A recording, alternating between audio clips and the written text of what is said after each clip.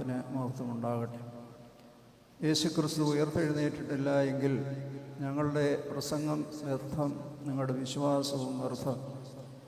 യേശുക്രിസ്തുവിൻ്റെ ഉയർപ്പിൻ്റെ ആഘോഷമാണ് ഇന്ന് നടക്കുന്നത്.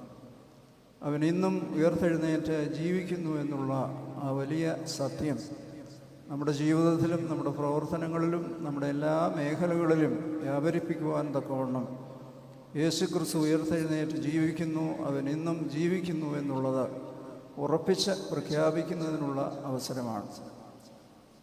നമ്മുടെ കർത്താവ്, ഞാൻ നേരത്തെ സൂചിപ്പിച്ചതുപോലെ, നമുക്ക് വേണ്ടി മനുഷ്യനായി തീർന്നു. മറിയാമിൽ നേറ്റൊരു മെയ്യോടുകൂടി ശ്ലീബാമേൽ താൻ ഏറി. നമ്മുടെ മനുഷ്യവർഗത്തെ ഉദ്ധരിക്കുന്നതിന് വേണ്ടി നമ്മുടെ പ്രകൃതത്തെ തൻ്റെ സ്വന്തമാക്കുവാൻ അവൻ ഇഷ്ടപ്പെട്ടു. അങ്ങനെ സ്വന്തമാക്കി പാപമൊഴികെ സകലത്തിൽ നമുക്ക് തുല്യനായി തീർന്ന് നമ്മുടെ രക്ഷയ്ക്ക് വേണ്ടി നമ്മുടെ പാപം വഹിച്ചുകൊണ്ട് ഗോകുൽത്തായിലേക്ക് അവൻ പോയി. ലോകങ്ങളെ സൃഷ്ടിക്കുകയും പരിപാലിക്കുകയും ചെയ്യുന്നവൻ ആ കുരിശ് എടുത്ത് വീഴുന്നത് ആ കുരിശ് തനിക്ക് ഭാരമായതുകൊണ്ടല്ല, ലോകത്തിൻ്റെ പാപത്തിൻ്റെ കാഠിന്യമാണ്. The heaviness of the sin of the world.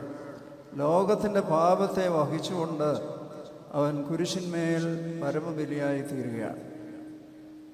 പെസഹായ്ക്ക് പത്രോസിനെയും യോഹന്നാനെയും അയച്ച് വിരിശൊരുക്കിയ മാളിക തയ്യാറാക്കുവാൻ അവരോട് പറഞ്ഞപ്പോൾ പത്രോസിനും യോഹന്നാനും അത് മനസ്സിലായില്ല. അതിനുശേഷം നടന്ന സംഭവങ്ങളെല്ലാം അവരെ നിരാശപ്പെടുത്തുന്നതാണ്. എന്നാൽ ഞായറാഴ്ച ദിവസം രാവിലെ മഗ്ദലക്കാരത്തി മറിയ വന്നപ്പോൾ അതേ പത്രോസും യോഹന്നാനും ഓടി കല്ലറയ്ക്കലെത്തി. ആദ്യം ചെറുപ്പമായിരുന്നുകൊണ്ട് യോഹന്നാൻ അകത്ത് കയറി തുണിയൊക്കെ കണ്ടു, അവിടെ നിന്നു. പത്രോസും വന്നു, കണ്ടു, അവർ തിരികെ പോയി. എന്നാൽ ഏറ്റവും സ്നേഹിച്ച മഗ്ദലക്കാരത്തി അവിടെ തന്നെ നിന്നു. അവൾക്ക് കർത്താവിനെ കാണുവാനുള്ളൊരു ഭാഗ്യം ലഭിച്ചു. അങ്ങനെ ആ സ്വർഗീയമായ ആ ഭാഗ്യത്തിലേക്ക് പ്രവേശിച്ച് ലോകത്തോട് അറിയിക്കുവാൻ മഗ്ദലക്കാരത്തി മറിയയും പത്രോസും യോഹന്നാനും കൂടി ഓടി എല്ലാവരോടും പറയുകയാണ്, കർത്താവ് ഉയർത്തെഴുന്നേറ്റു. ഇരുൾപിടി കൂടാ മെശിഹാതൻ പ്രഭയിൽ ചേർന്ന് നടന്നോരെ എന്ന് പറയുന്നത് പോലെ വലിയ പ്രകാശത്തിൻ്റെ, സന്തോഷത്തിൻ്റെ, അഭിമാനത്തിൻ്റെ സമയമാണ്. അങ്ങനെയുള്ള ഒരു ഉയർപ്പ് അത് നമ്മുടെ ജീവിതത്തിൽ ഒരു യാഥാർത്ഥ്യമാകുമ്പോൾ നമുക്ക് യാതൊരു സങ്കടത്തിനും പ്രയാസത്തിനും നിരാശയ്ക്കും വകയില്ല. കർത്താവ് പാതാളത്തിലേക്ക് ചെന്നപ്പോൾ പാതാളത്തിൽ പ്രകാശമില്ലായിരുന്നു, പരിമളമില്ലായിരുന്നു. അടച്ചിട്ട മുറിയിൽ ഇങ്ങനെ കൂടിയിരിക്കുകയാണ്. ആ വലിയ പ്രകാശം അവിടെ ഉദിച്ചപ്പോൾ എല്ലാവരും ചോദിക്കുകയാണ്, ആരാണ് വരുന്നത്? ശലോമോൻ പറഞ്ഞ് നമ്മുടെ അപ്പനോട് ചോദിക്കാം, ദാവീദിനോട് ചോദിക്കാം, ഓബേദിനോട് ചോദിക്കാം, ഈശായോട് ചോദിക്കാം. ഇങ്ങനെ പുറകോട്ട് പോവുകയാണ്. യൗസേപ്പിനോട് ചോദിച്ചപ്പോൾ പറഞ്ഞ് യാക്കോബിനോട് ചോദിക്കാം, യാക്കോബ് പറഞ്ഞ് ഇസഹാക്കിനോട് ചോദിക്കാം, ഇസഹാക്ക് പറഞ്ഞ് അബ്രഹാമിനോട് ചോദിക്കാം. ഇങ്ങനെ ചോദിച്ച് ആ തലമുറകളെല്ലാം കഴിഞ്ഞ് ആദാമിൻ്റെ അടുക്കലെത്തുകയാണ്. ആദാമിന് ആ പരിമളം പരിചിതമാണ്.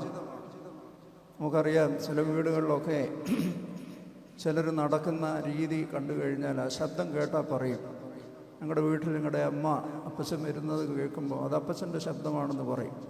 കണ്ടിട്ടല്ല, ആ ശബ്ദം അവർക്ക് പരിചിതമാണ് എന്ന് പറയുന്നത് പോലെ ആദാം വലിയ സന്തോഷത്തോടെ ആ പ്രകാശവും പരിമളവും ഒക്കെ കണ്ടു. ഹവ്വ പുറകോട്ട് മാറി. കാരണം അവൾ കാരണമാണല്ലോ ഈ വലിയ അന്ധകാരത്തിലേക്ക് പതിക്കുവാനിടയായത്. ആദാമിൻ്റെ അടുത്ത് ചെന്ന് അവനോട് പറഞ്ഞു, എത്ര സന്തോഷകരമായ അനുഭവത്തിലാണ് നമ്മൾ ജീവിച്ചത്. ആ അനുഭവത്തിൽ നിന്ന് ഈ പാതാളത്തിലേക്ക്, ഈ കുഴിയിൽ നീ അടയ്ക്കപ്പെട്ടു. നിനക്ക് വേണ്ടിയുള്ള കടമെല്ലാം വീടി. ഇന്ത്യയുടെ പ്രസിഡൻറ്റോ പ്രധാനമന്ത്രിയോ ഒരു ചെറിയ കുടിലേക്ക് കടന്നു വരുമ്പോൾ അവർക്കുണ്ടാകുന്ന ആ മാനസിക സന്തോഷവും പരിഭ്രമവും പോലെയാണ് ആദാം നമ്മുടെ കർത്താവിനെ സ്വീകരിച്ചത്. കർത്താവ് അവനോട് പറഞ്ഞു, നിനക്ക് വേണ്ടി ഈ പാതാളത്തിൻ്റെ വാതിലുകളെല്ലാം തുറക്കുകയാണ്. ഇതുവരെ നിരാശയുടെ, അന്ധകാരത്തിൻ്റെ, അശുദ്ധിയുടെ, ദുർഗന്ധത്തിൻ്റെ കേന്ദ്രമായിരുന്നുവെങ്കിൽ പ്രകാശത്തിൻ്റെ പരിമളം വീശുകയാണ്. നിൻ മുറിവുകളിൽ നേറ്റേൻ മുറോൻ. ഏദൻ തോട്ടത്തിൽ വെച്ചുള്ള ആ പരിമളം ആദാമിന് മനസ്സിലാക്കുവാൻ, രുചിക്കുവാൻ, ആ പ്രകാശത്തിൽ ചേർന്ന് നിൽക്കുവാൻ, ആദാം മുതലുള്ള പിൻതലമുറകളെ മുഴുവൻ കൂട്ടിച്ചേർത്തുകൊണ്ട് സ്വർഗത്തിലേക്ക് കരയേറുവാനുള്ള വലിയ അനുഭവമാണ്. ആ വലിയ സന്തോഷം അവിടെ നടക്കുമ്പോൾ ഭൂമിയിൽ മഗ്ദലക്കാരത്തി മറിയയും മറ്റ് സ്ത്രീകളുമൊക്കെ അധികാലത്ത് എണ്ണീക്കുമ്പോൾ അവരുടെ മനസ്സിലുള്ളൊരു വലിയ ആങ്സൈറ്റി, ആ കല്ല് ആര് മാറ്റും? ഈ കല്ല് നമുക്ക് വേണ്ടി ആര് ഉരുട്ടി മാറ്റും? വലിയ ശാബത് കഴിഞ്ഞ് നേരം വെളുക്കുന്നതേ ഉള്ളൂ. അധികാലത്തെ ദേവാലയത്തിലേക്ക് നമ്മൾ വരുന്നത് പോലെ അവരുടെ മനസ്സിലുണ്ടായിരുന്ന ഒരു വലിയ ഭാരം, ഈ കല്ല് ആര് ഉരുട്ടി മാറ്റുമെന്നുള്ളതാണ്. അതിനോടൊപ്പം തന്നെ ചുറ്റും വലിയ കൂരിരുട്ടാണ്. അവരുടെ കണ്ണ് നിറഞ്ഞിരുന്നു. ബാഹ്യമായ ഒരുപാട് തടസ്സങ്ങളുണ്ട്. അവരുടെ കണ്ണ് നിറഞ്ഞിരിക്കുന്ന അവരുടെ പേഴ്സണലായിട്ടുള്ള ഹിൻഡ്രൻസ് ഉണ്ട്. അതിനേക്കാൾ അവരെ ഭരപ്പെടുത്തിയത് വലിയ ഭാരമുള്ള കല്ലാണ്. എന്നാൽ അവരവിടെ ചെന്നപ്പോൾ അവരെ അത്ഭുതപ്പെടുത്തിക്കൊണ്ട് ആ കല്ല് അവർക്ക് വേണ്ടി മാറ്റിയിരിക്കുന്നു. സുന്ദരമായ പരിമളം അവിടെ വീശുന്നു. അവരൊരിക്കലും കണ്ടിട്ടില്ലാത്ത പ്രകാശം അവിടെ വെട്ടി മിന്നുകയാണ്. പ്രിയമുള്ളവരെ, നമ്മൾ പലപ്പോഴും നമ്മുടെ ജീവിതത്തിൽ ഈ കല്ല് ആരുരുട്ടി മാറ്റും എന്ന് വ്യാകുലപ്പെടുന്ന അനേകം സന്ദർഭങ്ങളുണ്ട്. പ്രിയപ്പെട്ടവരുടെ മരണമാകാം, വലിയ കടബാധ്യതകളാകാം, അപ്രതീക്ഷിതമായ രോഗങ്ങളാകാം. ഇതൊക്കെ നമ്മെ അഭിമുഖീകരിക്കുമ്പോൾ ഇതെങ്ങനെ ഉരുട്ടി മാറ്റും എന്നുള്ള ആദി നമ്മെ ഭരിക്കും. ചുറ്റും അന്ധകാരമാണ്. അടുത്ത് നിൽക്കുന്ന ഒരു മനുഷ്യരും സഹായിക്കുകയില്ല. നമ്മുടെ തന്നെ കയ്യിലിരിപ്പ് കൊണ്ട് കണ്ണ് നിറഞ്ഞിരിക്കുകയാണ്, കാഴ്ച മങ്ങിപ്പോവുകയാണ്. ഇതിൻ്റെ എല്ലാം മധ്യത്തിലാണ് ദൈവം പ്രവർത്തിക്കുന്നത് എന്ന് എപ്പോഴും നാം ഓർക്കേണ്ട കാര്യമാണ്. ആ ദൈവം നമ്മെ സ്നേഹിക്കും. നമുക്ക് വേണ്ടി കല്ല് ഉരുട്ടി മാറ്റും. നമ്മെ തന്നോട് ചേർത്ത് നിൽക്കുകയാണ്. തന്നെ ഉപേക്ഷിച്ചവരെ ഉപേക്ഷിക്കാതെയും തന്നെ തള്ളിപ്പറഞ്ഞവരെ തള്ളിക്കളയാതെയും സ്നേഹത്തോടെ ചേർത്ത് നിർത്തി ആ സന്തോഷത്തിൻ്റെ അനുഭവത്തിലേക്ക് കൂട്ടിവരുത്തുകയാണ്. ശിഷ്യന്മാർ ഓടിപ്പോയവർ 11 പേരും കൂടി വന്നു. എന്നാൽ യൂദ അവൻ തന്നെ കെട്ടിഞ്ഞാൻ മരിച്ചു. കാരണം അവൻ വിചാരിച്ചു, കർത്താവിനെ യഹൂദന്മാർക്ക് ഏൽപ്പിച്ചു കൊടുത്താൽ എന്തെങ്കിലുമൊക്കെ അത്ഭുതം കാണിച്ച് അവൻ രക്ഷപ്പെടും, പൈസ നമ്മുടെ കയ്യിലിരിക്കുകയും ചെയ്യും എന്ന് കരുതി. പക്ഷേ യൂദ വിചാരിച്ചതുപോലെയല്ല കാര്യങ്ങൾ നടന്നത്. കർത്താവ് നമുക്ക് വേണ്ടി മരണം രുചിച്ചു. അവൻ ബന്ധനസ്ഥനായി സർവ്വലോകങ്ങളെയും വഹിക്കുന്നവൻ നമുക്ക് വേണ്ടി തൂണിന്മേൽ കെട്ടിപ്പിടിച്ചു. അവൻ എല്ലാ വേദനകളും സഹിച്ചു. അത് യൂദായ്ക്കൊട്ടും സഹിച്ചില്ല. യൂദാ വിചാരിച്ചത് വേറെ ഒരു വിധത്തിലാണ്. നമ്മളൊക്കെ വിചാരിക്കുന്നത് പോലെയാണ്. എന്തെങ്കിലുമൊക്കെ അത്ഭുതം കാണിച്ചവൻ രക്ഷപ്പെട്ടു വരും, നമുക്ക് രാജാവിൻ്റെ കൂടെ അധിക നാൾ വസിക്കാമെന്നാണ് കരുതിയെങ്കിലും എല്ലാം തകിടം മറിഞ്ഞതാണ്. ഭൂമിയിലെ ലോജിക്ക് അനുസരിച്ച് എല്ലാം നഷ്ടപ്പെട്ട ഒരു സന്ദർഭമാണ്. ഇതുപോലെയുള്ള ഒരു അനുഭവം 5 അപ്പം കൊണ്ട് 5000 പേരെ പോഷിപ്പിച്ചതും ലാസറിനെ ഉയർപ്പിച്ചതും ഒക്കെ അവർ കണ്ടതാണ്.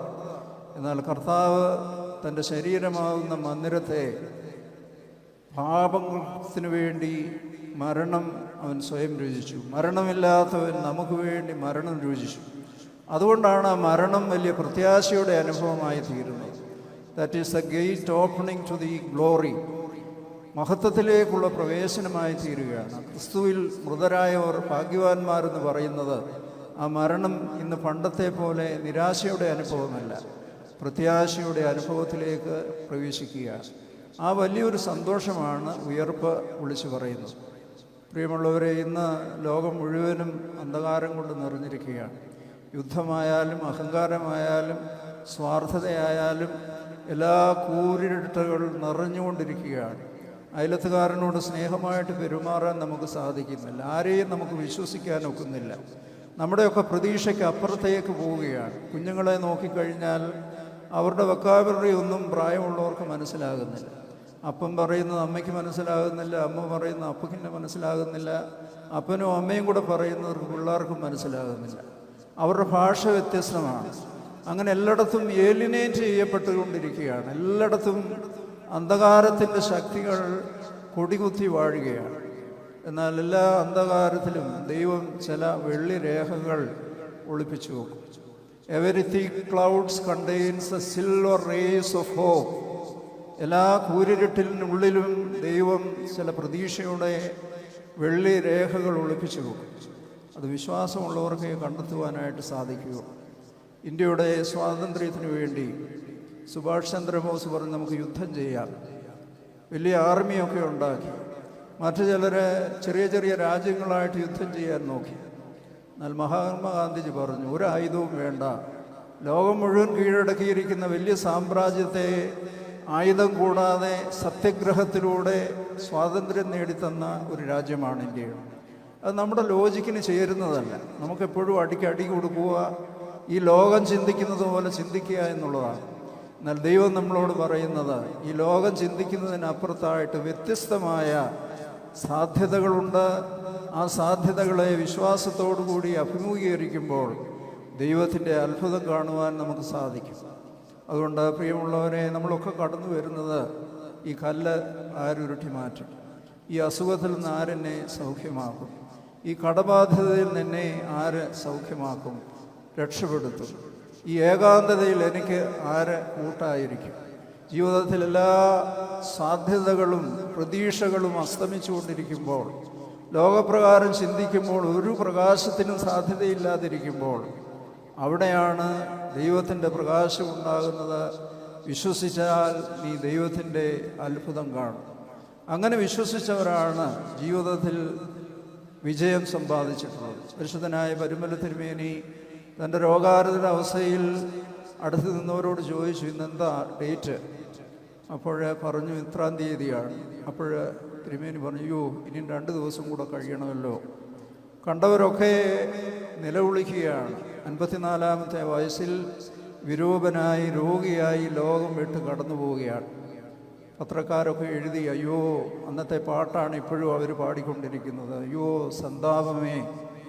പക്ഷേ ദൈവത്തിൻ്റെ പ്രവർത്തനം 120 വർഷം കഴിഞ്ഞിട്ട് ആ ജീവിതത്തെക്കുറിച്ച്, അപദാനത്തെക്കുറിച്ച് വാഴ്ത്തിപ്പാടുന്ന എത്രയോ ആളുകളാണ്. നേരിട്ട് കണ്ടിട്ടില്ലെങ്കിലും അവിടെ തടിച്ചുകൂടുന്ന ആളുകൾ. ഇതാണ് മരണത്തിനപ്പുറത്തേക്കുള്ള വലിയ വിജയം. അത് വിശ്വാസമുള്ളവർക്ക് കണ്ടെത്താനൊക്കെയുള്ളൂ. ഇപ്പോൾ നിങ്ങൾ വോട്ട് ചെയ്യുമ്പോൾ നിങ്ങളുടെ കൈയുടെ രേഖകൾ നോക്കും. എയർപോർട്ടിൽ ചെല്ലുമ്പോൾ നിങ്ങളുടെ കണ്ണിനകത്തെ പാട നോക്കും. അതുപോലെ കൂടുതൽ തിരക്കുള്ള എയർപോർട്ടിലാണെങ്കിൽ നിങ്ങളുടെ മുഖം സ്കാൻ ചെയ്യും. ഈ നശിച്ചു പോകുന്ന ശരീരത്തെ പോലും ഇത്ര യുണീക്കായിട്ട് ദൈവം സൃഷ്ടിച്ചുവെങ്കിൽ നമ്മുടെ ആത്മാവ് എത്രമാത്രം യുണീക്കാണ് എന്നുള്ളത് നമ്മുടെ ഉത്തരവാദിത്വം വർദ്ധിപ്പിക്കുന്ന ഒരു കാര്യമാണ്. ദൈവസന്നിധിയിൽ ഒന്നും മറച്ചു വെക്കുവാനായിട്ട് ഒക്കുകയില്ല. സർവ്വരഹസ്യ വിധീശന്തൻ തിരുസന്നിധിയിൽ നമ്മൾ നിൽക്കേണ്ടവരാണ്. ആയതുകൊണ്ട് നമ്മെ ഏൽപ്പിച്ചിരിക്കുന്ന ധനം, നമുക്ക് തന്നിരിക്കുന്ന ആരോഗ്യം, നമുക്ക് തന്നിരിക്കുന്ന സമയം, അത് തക്കത്തിൽ ഉപയോഗിച്ച് ദൈവസന്നിധിയിൽ ശോഭയോടുകൂടി നിൽക്കുവാൻ തക്കവണ്ണം പ്രത്യാശയുള്ളവരായി തീരുവാനിടയാകും. അതുകൊണ്ട് ലോകം അന്ധകാരത്തിൽ ഇങ്ങനെ കുമിഞ്ഞുകൂടി നിരാശപ്പെട്ടിരിക്കുമ്പോൾ, ഈ കല്ല് ആരുരുട്ടിമാറ്റുമെന്ന് നിരാശപ്പെട്ട് സങ്കടപ്പെട്ട് വിലപിച്ചുകൊണ്ടിരിക്കുമ്പോൾ, നമുക്ക് വേണ്ടി അത്ഭുതം പ്രവർത്തിക്കുന്നവനായ ഒരു ദൈവമുണ്ട്. വിശ്വാസത്തോടുകൂടി അവൻ്റെ അടുത്തേക്ക് വരിക. കുഞ്ഞുങ്ങളോട് എനിക്ക് പറയാനുള്ളത്, അവർ ഇന്ന് പുതിയ ഉപകരണമാണ്, മൊബൈലൊക്കെ കണ്ട് അതിലിങ്ങനെ അഭിരമിച്ചു കൊണ്ടിരിക്കുകയാണ്. അതിലൂടെ എവിടെയൊക്കെ പോകാമോ അവിടെയൊക്കെ പോയിക്കൊണ്ടിരിക്കുകയാണ്. ദിവസവും വായിക്കാൻ സമയമില്ല, മാതാപിതാക്കളുടെ കാര്യങ്ങൾ ശ്രദ്ധിക്കുവാൻ സമയമില്ല, വേറെ ഒരു ലോകത്തിൽ കഴിയുകയാണ്.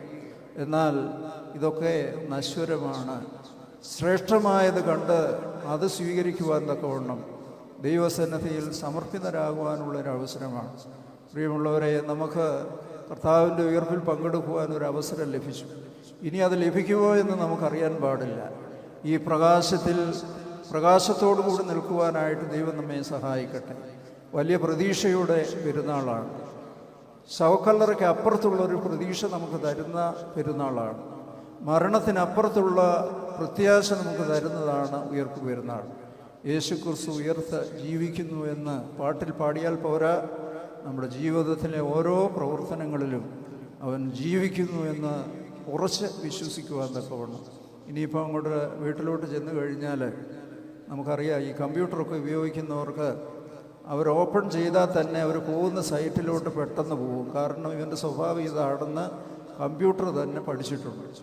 ഈ നോയമ്പൊക്കെ നോക്കി ഇത്രയും ദിവസമൊക്കെ ഒരു വിധത്തിൽ കടിച്ചു പിടിച്ചൊക്കെ ഇരുന്നിട്ട് വീട്ടിലോട്ട് പോയിട്ട് വേറെ വഴിയായി പോയി കാലുറയ്ക്കാതെ തിരികെ വരികയും ഭവനങ്ങളിൽ അശാന്തിയും അസമാധാനം ഉണ്ടാക്കുവാനല്ല, ഈ ശക്തി ചോർന്നു പോകാതെ നമുക്ക് വേണ്ടി ആർ കല്ലുരുട്ടി മാറ്റും എന്നുള്ളത് ദൈവം നമ്മുടെ ജീവിതത്തിൽ ചെയ്തിട്ടുള്ള അത്ഭുതങ്ങളെ തിരിച്ചറിഞ്ഞ് കൃതജ്ഞതയുള്ളവരായി അവനു വേണ്ടി ജീവിക്കുവാൻ, സമർപ്പിതനാകുവാൻ ഈ പെരുന്നാൾ നമ്മെ സഹായിക്കട്ടെ എന്ന് പ്രാർത്ഥിക്കുകയാണ്. കഴിഞ്ഞ ഒരാഴ്ച കാലം നിങ്ങളോടുകൂടെ ആയിരിക്കാൻ ദൈവം ഭാഗ്യം നൽകി. നിങ്ങളുടെ ദുഃഖ ശനിയാഴ്ച കുർബാനയ്ക്ക് ഇത്രയും ആളുകൾ ഞാൻ ആദ്യമായിട്ട് കാണുകയാണ്. അതുപോലെ ആളുകൾ ഈ ശുശ്രൂഷയിൽ, എല്ലാ ശുശ്രൂഷയിലും പങ്കെടുത്തു. സമർപ്പിതരായി ഭക്തിയുള്ള വലിയൊരു സമൂഹം നമുക്കുണ്ട്. കുഞ്ഞുങ്ങളുടെ ഒരു വലിയ സംഘം നമുക്കിവിടെയുണ്ട്. അവരോട് പറഞ്ഞു, സ്ലീബാ വാഴുവിൻ്റെ സമയത്ത് ഇങ്ങോട്ട് ഫേസ് ചെയ്ത് നിന്ന്, എന്നാലും മനസ്സിലാകുകയില്ല. അത് മനുഷ്യത്വത്തിൻ്റെ ഒരു പ്രത്യേകതയാണ്. എത്ര പറഞ്ഞാലും മനസ്സിലാകാത്ത ഒരു സമൂഹമാണ്. ആയതുകൊണ്ട് നന്മയിൽ വളരുവാൻ, നന്മയിൽ തുടരുവാൻ, നന്മയിൽ ശക്തിപ്പെടുവാൻ, താഴ്മയും വിശുദ്ധിയും ശക്തിയും പ്രാപിക്കുവാൻ ഈ പെരുന്നാൾ നമ്മെ സഹായിക്കട്ടെ. ഈ പെരുന്നാളിലൂടെ സ്ലീബാമുക്തി നിങ്ങൾ പോകുമ്പോൾ ഒരാളെയെങ്കിലും ഒന്ന് പരിചയപ്പെടണം. ഇവിടെ നിങ്ങൾക്കറിയാവുന്നവരാണ് എല്ലാവരുമെങ്കിലും നിങ്ങൾക്കറിയാൻ പാടില്ലാത്ത പലരും ഇവിടെ വന്നിട്ടുണ്ട്. ഒരാളോടെങ്കിലും ഒന്ന് ഗ്രീറ്റ് ചെയ്യുവാൻ. നമ്മളിങ്ങനെ കിട്ടിയ പാടെ അപ്പവും മേടിച്ച് അങ്ങ് പോവുകയല്ല, ഒന്ന് ഒരു കുശലം ചോദിക്കുവാൻ. അതുകൊണ്ട് എല്ലാവർക്കും ഒരു എക്സസൈസ് തരികയാണ്. ഈ കുരിശ് മുത്തി പോകുമ്പോൾ നമുക്ക് പരിചയമില്ലാത്ത ഒരാളോട് ഒന്ന് ഒരു ഷെയ്ക്ക് ഹാൻഡ് കൊടുക്കുവാൻ, ഒന്ന് കുശലം ചോദിക്കുവാൻ, സൗഖ്യമാണോ, സന്തോഷമാണോ, എവിടുന്നാണ് വരുന്നത് എന്നൊന്ന് ചോദിച്ച് ആ സന്തോഷം പങ്കിടുവാൻ, നിങ്ങളുടെ വീട്ടിലുള്ള വേലക്കാരോട് ആ സന്തോഷം പങ്കിടുവാൻ, നിങ്ങളുടെ പരിചയക്കാർക്ക് ആ സന്തോഷം പങ്കിടുവാൻ, നിങ്ങളുണ്ടാക്കിയ ഭക്ഷണ വിഭവങ്ങൾ പങ്കിടുവാൻ ഈ പെരുന്നാൾ നമ്മെ സഹായിക്കട്ടെ. ഇത് വലിയ പ്രത്യാശയുടെ അനുഭവമായി തീരട്ടെ എന്ന് പ്രാർത്ഥിക്കുന്നു. ഈ ഒരാഴ്ചക്കാലം എന്നോട് കാണിച്ച എല്ലാ സ്നേഹത്തിനും പ്രത്യേകമായ നന്ദി പ്രിയ വികാരിയച്ഛന്മാരോടും മാനേജിംഗ് കമ്മിറ്റി അംഗങ്ങളോടും നിങ്ങളോടും പ്രത്യേകിച്ച് ശുശ്രൂഷ സംഘത്തോടും എൻ്റെ വാത്സല്യമുള്ള ദൈവജനത്തോടും പ്രത്യേകമായ നന്ദി അറിയിക്കുന്നു. എനിക്ക് വേണ്ടി നിങ്ങൾ പ്രാർത്ഥിക്കണം. ദൈവത്തിൻ്റെ കൃപ സമൃദ്ധിയായി നിങ്ങൾക്കെല്ലാവർക്കും ലഭിക്കട്ടെ. ആ പ്രകാശത്തിൽ നമുക്ക് ഒന്നിച്ച് യാത്ര ചെയ്യാം. ദൈവം നമ്മെ സഹായിക്കട്ടെ.